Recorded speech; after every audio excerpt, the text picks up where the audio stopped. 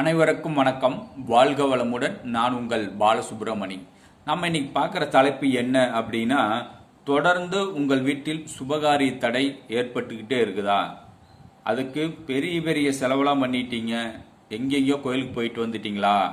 நான் சொல்கிற எளிமையான வழிபாட்டை செஞ்சு பாருங்க.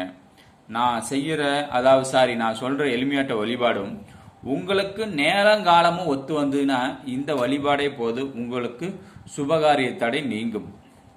அது என்ன அப்படின்னா, வெள்ளிக்கிழமையில் வாரந்தோறும் எப்படியா வீட்டில் சாமி படத்துக்கு தீபம் ஏற்று வழிபாடு செய்வீங்க. சாமிக்கு நிவேத்தியம் செய்யறதுக்கு பாசிப்பருப்பு பாயாசம் சாமிக்கு வச்சு படைச்சு அதை நீங்கள் குடிங்க.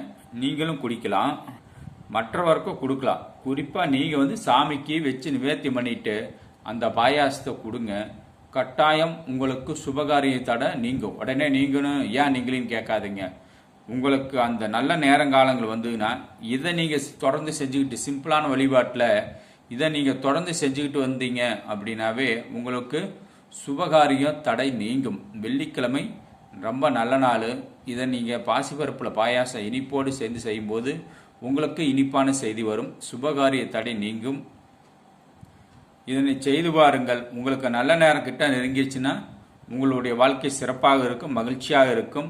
இதை செய்தால் வாழ்க்கையில் வெற்றி அடையலாம், மகிழ்ச்சி அடையலாம். வாழ்க வளமுடன். நன்றி, வணக்கம்.